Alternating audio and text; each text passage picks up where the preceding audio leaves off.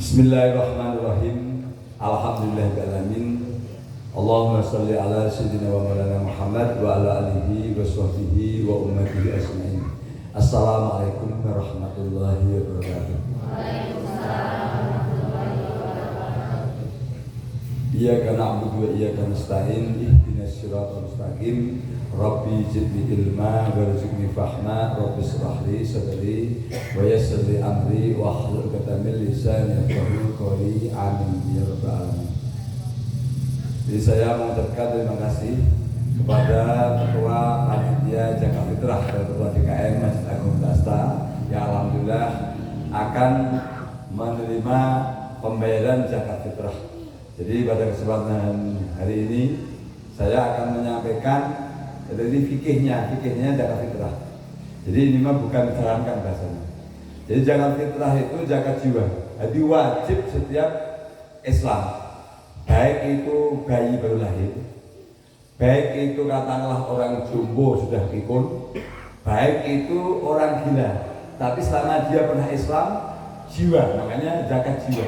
Karena dia pun sudah gila pun dia memiliki jiwa. Ini untuk keamanannya. Memang ada sebagian ulama kalau untuk katakanlah orang gila enggak, selama itu menjadi tanggung jawab bagi ketua kepala rumah tangga. Nah, jadi yang paling wajib membayar itu adalah kepala rumah tangga. Contoh bayi itu kan belum akil balik. Siapa yang wajib membayarkan? Jika ada bapaknya, itu bapaknya yang wajib membayarkan. Kalau bapaknya sudah wafat, yang wajib membayar adalah saudara laki-laki bapaknya, walinya, paham? Jadi sebenarnya saudara wali, saudara laki-laki, contoh katakanlah bapak ahyar gitu, katakanlah istilahnya kalau ada halangan, saya wajib membayarkan ke anaknya, contoh seperti itu contoh. Semoga siapanya umur. Contoh katakanlah saya ada halangan, misalnya katakanlah Mas Hasan ini sebagai saudara laki-laki saya wajib membayarkan anak-anak saya, itu sampai seperti itu. Jadi yang berkewajiban membayar zakat fitrah bagi anggota keluarga yang kita lebih adalah bapaknya. Makanya jangan sampai, mohon maaf, sebagai kepala rumah tangga sampai dibayar zakat fitrah oleh istrinya. Ini penting, bukan sepele. Yang minimal setahun sekali jangan sampai seorang laki-laki dibayari zakat fitrah oleh istrinya. Ini fikih. Kemudian yang berikutnya adalah apa? Yang dibayarkan harus bahan makanan pokok. Bahan makanan pokok. Tidak boleh ada istihad atau dikiaskan atau diismatkan dengan apa? Dengan uang, enggak ada. Ismat kias itu ketika hukum itu bermasalah. Itu mah jelas zakat fitrah itu sabda Kanjeng Nabi dibayar dengan bahan makanan pokok. Karena makanan pokok ini ada, dia tidak perlu diistihad oleh para alim ulama. Jadi alim ulama pun salah ketika mengistihadkan tidak dalam kondisi darurat. Ini kondisi normal. Jadi harus dibayar dengan beras. Jadi biarpun itu yang menetapkan MUI tidak sah menurut fikih kalau membayar dengan uang. Makanya paling sederhananya kalau uang bisa naik turun, beras mah tidak. Karena itu sudah menjadi nasihatnya itu Nabi. Lah, sebenarnya kalau kita termasuk murah hanya beras 2,5 kilo beras. Tapi kalau contoh kita bahan makanan pokoknya misalnya tanggal kayak di Arab, kurma, apakah mahal? Nah, 1 kilo kurma itu paling murah adalah 60.000 dikalikan 2,5 kilo. Berarti ketuanya berapa? 150.000. Kita lah bersyukur, jangan dikorting lagi dengan kita kosnya beras. Nah, kemudian apa? Bahan makan pokok beras ini harus minimal sama dengan yang kita makan. Jangan sampai kita makan beras sehari-hari katakanlah harganya 15.000 per kilo. Kemudian pada saat zakat fitrah kita bayarnya zakat fitrah yang 10.000 saja. Jangan sampai. Nah, kenapa zakat fitrah ini menjadi syarat puasa Ramadan kita ini diterima oleh Allah Subhanahu wa taala. Kalau kita nggak bayar zakat fitrah, amalan puasa Ramadan dan semua amalan sunnah lainnya tergantung di langit tidak sampai kepada Allah Subhanahu wa taala. Makanya wajib membayar zakat fitrah. Kapan membayarnya?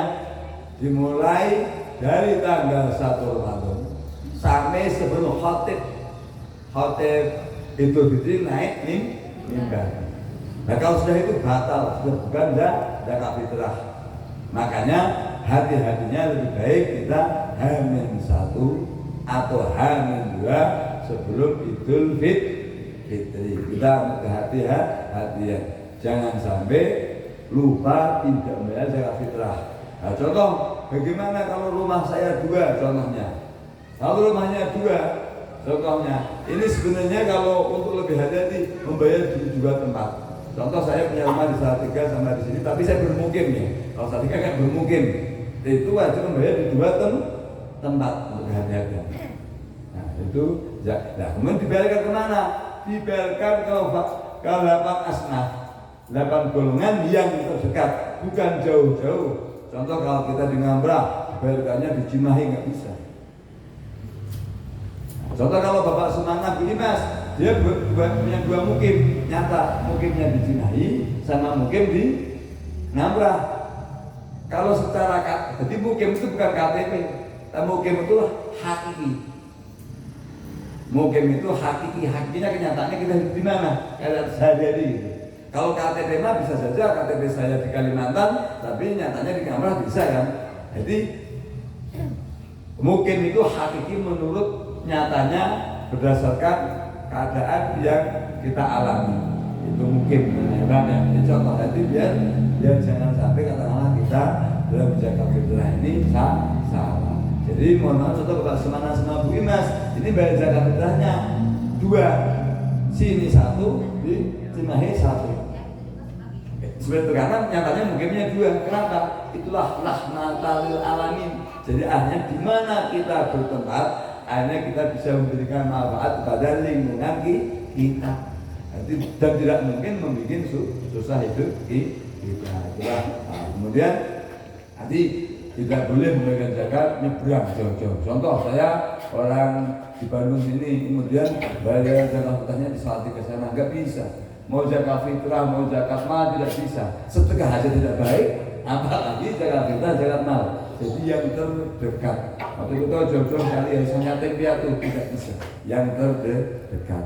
Contoh kalau saya Kota Baru, orang Kota Baru Parahyangan kaya raya semuanya tidak bisa zakat fitrah.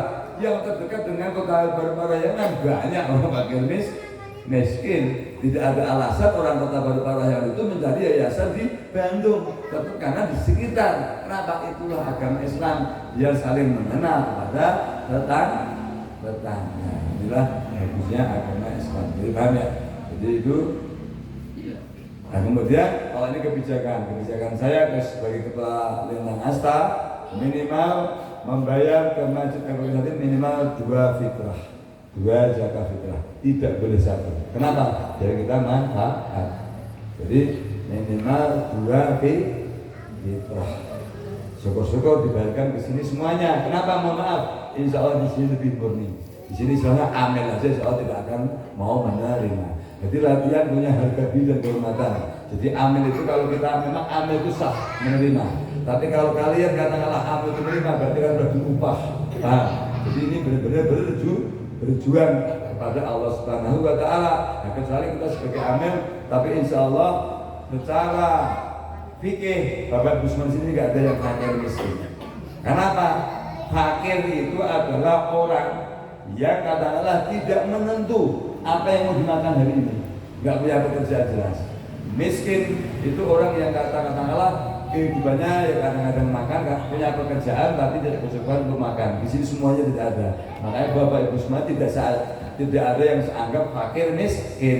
Kalau Bapak Ibu semua pengen menerima berarti memiskinkan diri sendiri. Jadi saya pengen mengangkat harkat martabat bagi semuanya. Dan nyata tidak ada yang fakir miskin.